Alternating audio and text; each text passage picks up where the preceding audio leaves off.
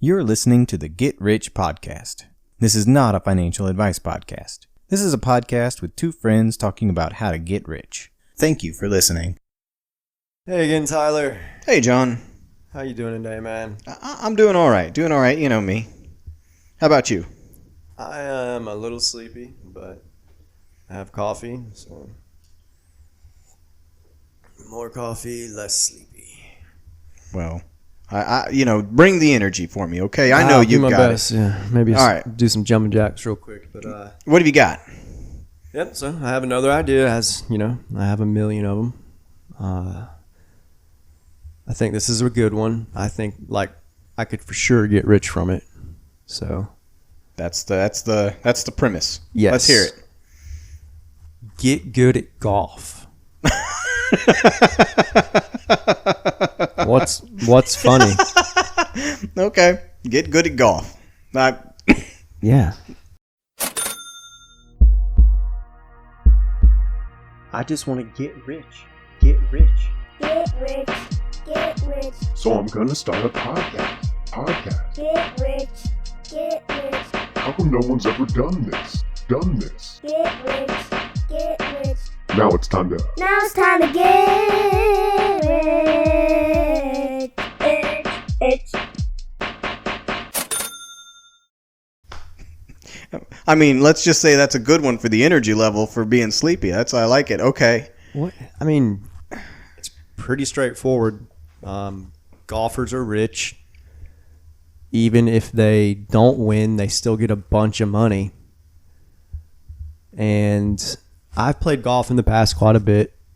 I haven't played in probably about 10 years. But It's a little rusty. It's like riding a bike, you know? Okay. The main reason this isn't like get good at football or something. You have to have a whole team to play with. You have to be recruited. Exactly.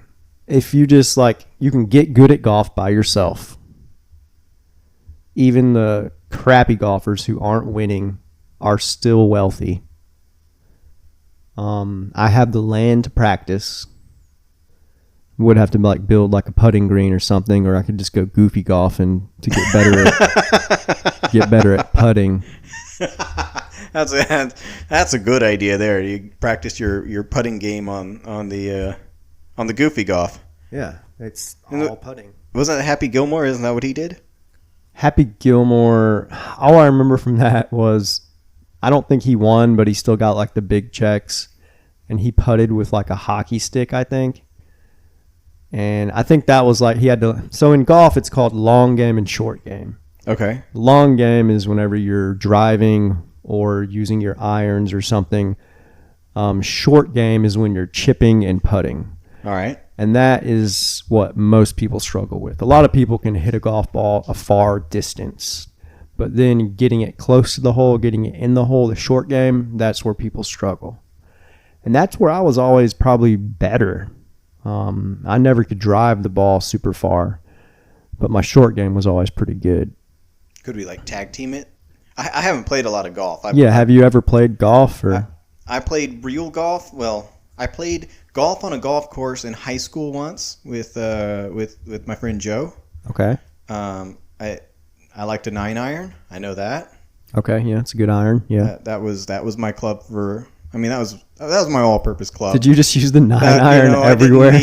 I don't need any. I'm not a fancy man with fancy fancy so tastes. Many other clubs, but okay. It's a good all-purpose club. No. Whack the crap out of the ball, whack the heck out of it, send it out there. And I want to say, did you ever come over and play basketball golf with us? No, I don't. What, basketball golf? I'm assuming it's you hit a basketball instead of a golf ball. Nailed it. Yes. Yeah. So why? Why is that a thing you did? Did you not have any golf balls, I guess, but you had basketballs? Why is a weird question when you're talking about things you do when you're in your teens. That's true. Yeah. There's never the why is just because. Why'd you do it? Why not? No, basketball golf was we each took a golf club from some old set that either my dad found or had, and this half-inflated basketball, and we would start at one end of our field and just whack it, all like 4 or 5 people running, each trying to whack this basketball to the end of the field, and then you turn around and you whack it back up. Okay, so there wasn't like a giant hole to get the basketball in. It was just kind of like a get it to the end of the field. Yeah. We'll call it cross training for cross country. Okay. You know, the whole time you're running. But okay, so I see your anyway, that would be fun to do as a teenager, but can't make any money off of that. But it was a fun story. I wish I'd have been invited to that. I could have enjoyed that with y'all. We did other things that were probably more fun. Okay. We hit each other with sticks. Yeah, that was fun. I did partake in that. But yeah, golf. So your whole premise for this is that people who play golf are wealthy. Yes. Even the people who don't win still get paid a lot of money. I should probably look that up. What is funny about this? I mean, there are a lot of people that play golf recreationally just for fun, and well, they should be monetizing it.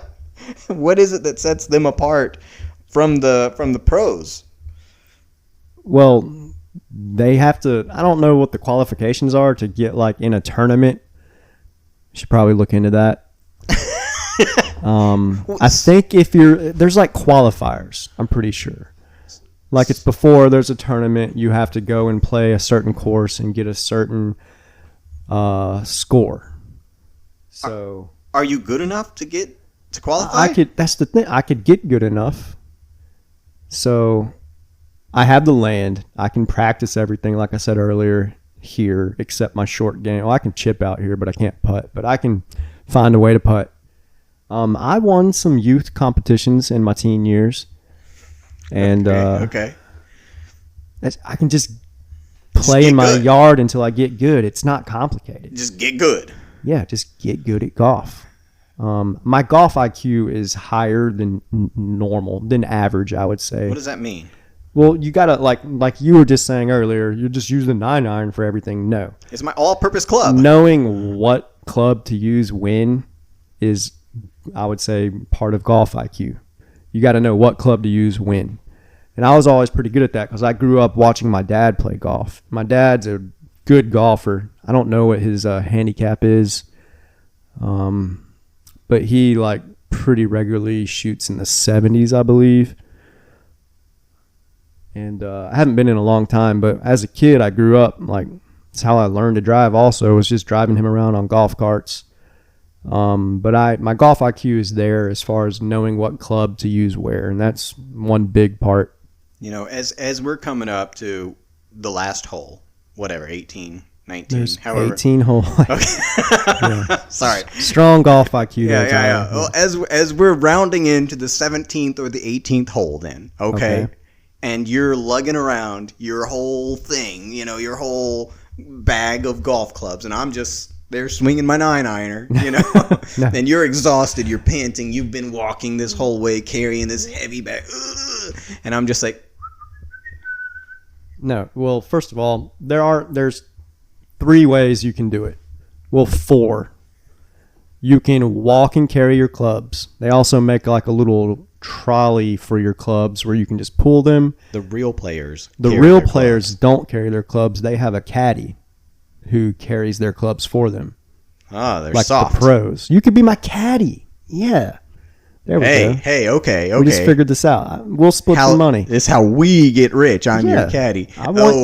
You're my caddy. Hold on, though. Caddies usually advise That's and stuff, right. but That's right. I'm handing you the 9-iron every time. No, you can just be pretty much my mule. I don't want your advice. I don't want your opinions. You're just my mule. This has got a pretty steep slope here. The wind is coming in from the northwest. You want to avoid that sand trap? All you have to do is be able to carry my clubs. No.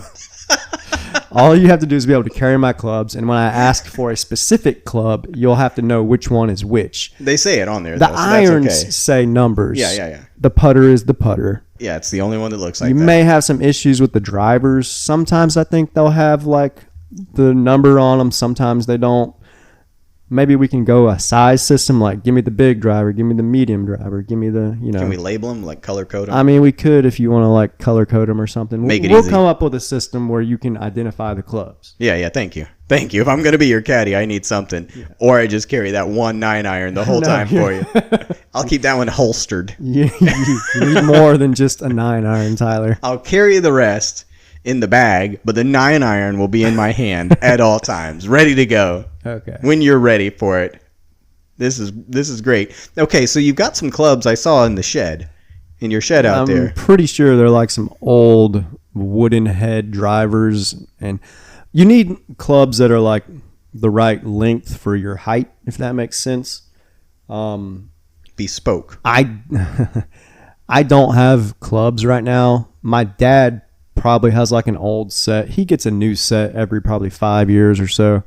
The only issue with that is he's a couple inches shorter than me. That's what I was going to say. Those clubs would be your grandfather's clubs, and the height would be similar. Perhaps, but they're like old.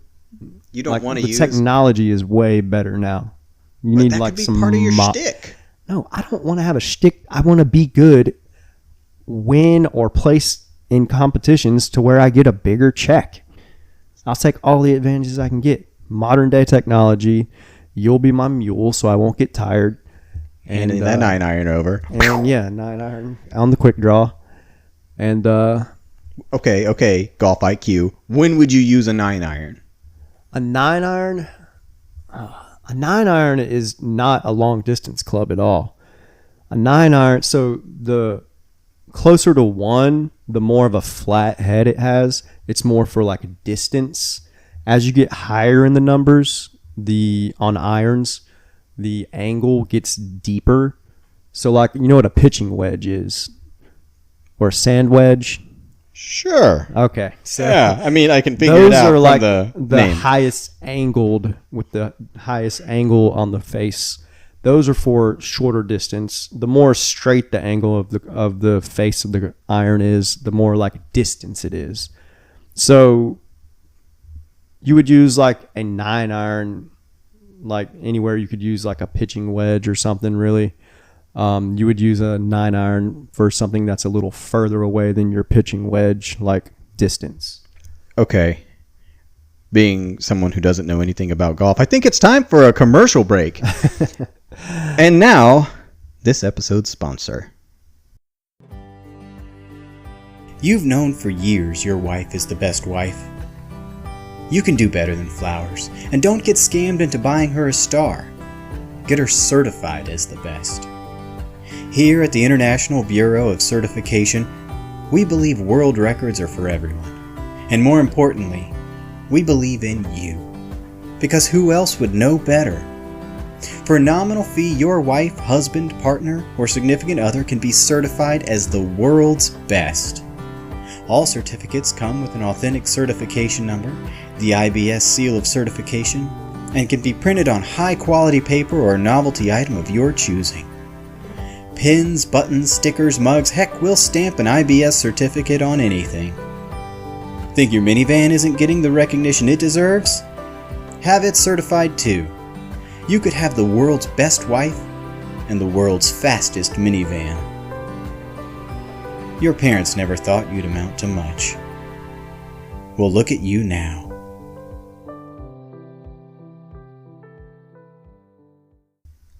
I also really needed to clear my throat. All right, John, I'm sorry to put you on the spot there to like quiz you. No, it's like you're making me like prove like. Yeah. So any golfers that are listening of our, again, huge, massive audience. Huge is huge. That's very huge. All right. So again, golf, just because people who play golf are wealthy, you say. Yeah. Have you ever seen like a golfer on TV who looks not rich? They're all wearing like polo shirts, like nice slacks. I think this goes back to your, years, your developmental years. Like you see someone in a polo shirt, you're like, man, that kid's fancy. Yeah, I've never seen a poor person in a polo shirt. I'm sure I have. Perhaps it's been out there. I have. But yeah, they're rich. They make a lot of money even when maybe we should Google that. Yeah, you look that up, and I will continue to berate you for this idea. So, have you ever considered that maybe they were wealthy and then started playing golf? Or maybe perhaps, they were sponsored into this situation. They were bankrolled. Ooh, sponsored. That's another thing. Forget everything you just said except sponsored. Because if you're good enough at golf, you can get a sponsor, and then that's just more money. Yeah, but like Tiger Woods was playing golf when he was like 4 years old. I grew up playing golf and observing golf. And so over the last 10 to 15 years of not playing golf, you'll just jump right in. It's like riding a bike. And it's more about just like putting in the hours.